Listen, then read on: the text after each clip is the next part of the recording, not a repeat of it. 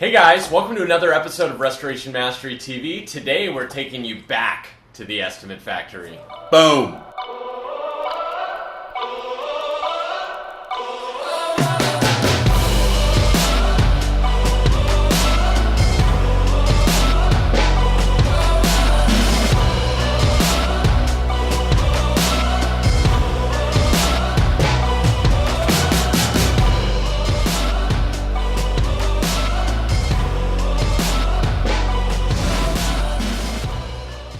Hey guys, welcome back to another episode of Restoration Mastery TV. We're back!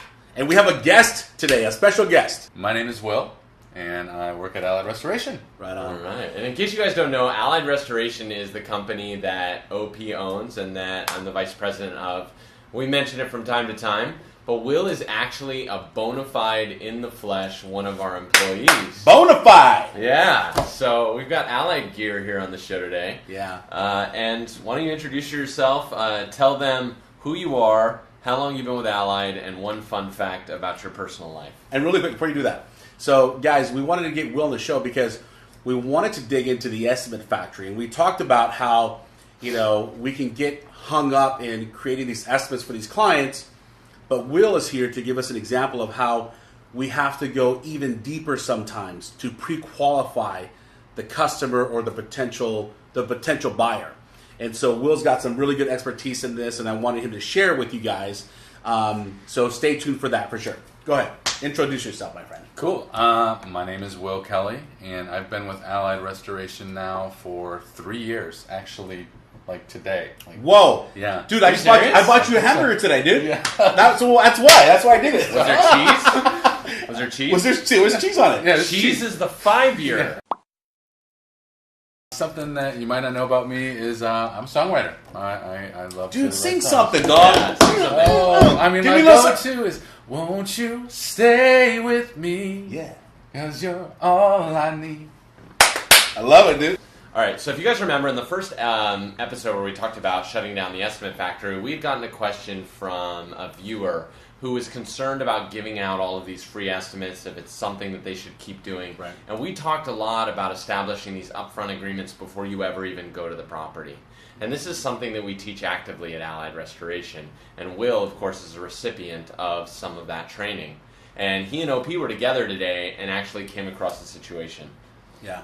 And so I'm going to set this up, and then you can take it from there. Sure. So Will set up this upfront contract with this potential customer, and he did really well. And with this particular customer, though, Will and I were working together when he was setting this up, and we got these little cues. The homeowner was telling Will exactly what Will wanted to hear, which is, of course, I'm going to use you. Of course, this is my plan. And we'll use the old, this is my biggest fear technique. We can hit on that some other time. And sure enough, you had the insured eating out of the palm of your hands, right? Correct. He did everything and said everything that you wanted him to say. Except we got some little cues. And so this is part of us being like ultra sensitive and using our sensory acuity to say, okay, I'm not sure what that comment was about. And so when you brought that up to me, I thought, okay, we have to go deeper. And this is where you kind of like have been able to fine tune and hone in on this stuff. So let's talk about what he said that kind of triggered you, and then what you did to keep you from becoming this estimate factory. I don't know if I set it up enough. Does that make sense? Sure. Okay. Sure. I want to make sure it makes sense to that. So one of the things that he said to me was, "You're my guy." So I walked him down the road of my biggest fear, and he just went back and said, no, you're my guy, you're my guy. And one of the things that at that time I wish I would have went deeper on was knowing that his wife actually had to be a part of the decision-making process. So I could have taken it a step further and said, well, this is great, I feel like that I'm your guy, but where's Nancy? Yeah. What does Nancy think about this? My biggest fear is that I'm not Nancy's guy. So Good point. Yeah. When you got to this place, because in retrospect, you're right. I think that's a key point, right? Mm-hmm. And I think many of the viewers, we assume that the person we're speaking with is the decision maker. And when you have a couple that's married, they're both independently can be the decision makers.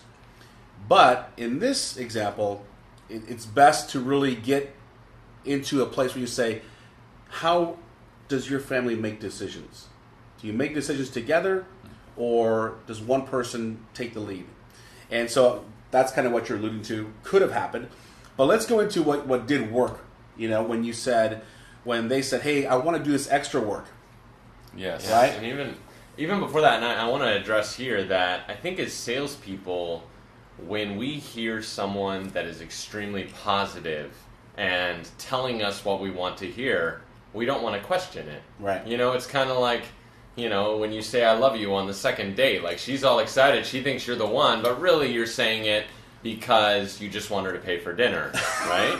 And so this is what happens with us with salespeople. We're hearing what we want to hear, and so we don't question it because this is the best feeling. Like, I'm a salesperson and he likes me and he wants to buy from me. I'm his guy. Done. And you're excited. You're actually jazzed and pumped up. And so I can imagine you probably walked out of that meeting, and how big is this loss? This is over $100,000. Over $100,000, and he's thinking, I'm his guy. Yeah. And so let's talk about what happens next. So the thing that has saved me the most time is a thing that's called bracketing, right? And so somebody asks you for a price on something, and it may take you hours to put together this price. But really, we already know the bracket, right? We already know where that price range falls. And so if we're upfront with them, we say, hey, it's going to be 90 to 100,000. They may tell you right up front, I'm not spending more than 50,000. Great, you've just saved yourself hours, and then you can shop for where they need to be at. As salespeople, it sounds like sometimes we take lukewarm commitments, right? Commitments like you're my guy, instead of actually putting a piece of paper. Great, sign this work authorization. I'm going to get to work. It's going to be between 50 to 60 grand, 90 to 100,000, whatever it is. Bracket it up and get that passport to our final destination. Yeah, and so, and we'll close up here. But early on, you weren't like this. Early on, you were afraid. I remember of stepping out into this ask, right? Into I can't. Is it okay for me to ask the homeowner this? What's changed? How have you bridged over that? Because I think a lot of people have that fear, who am I to ask them if they could afford this? This is extra work, but I'm not sure how to do this. And I think it's safe to say that in disaster restoration, most people aren't salespeople. Most people are order takers. They're technicians that became, exactly, right? Order takers. You go to water loss, of course they're going to sign my work author. Who else is going to do this work? I'm just the wall's wet. Somebody's got to fix exactly. it. I'm the guy. Yeah. Right. Yeah. But if you want to be able to close more deals, like Will has, these are the techniques that go even deeper. So can you just share what was it? A mindset shift? Was it a technique? Was it us threatening rehearsal? You? Exactly. Yeah. A little bit of that. Yeah, a little bit of that. So really, it boiled down to my dedication to serving people. And at first, I thought I had to serve everyone. Then I realized that I can't serve everyone, and I have to serve the right people. And part of serving the right people is asking the right questions, so I know if we're actually going to be a good fit. Right. Because there are times when I can't help somebody.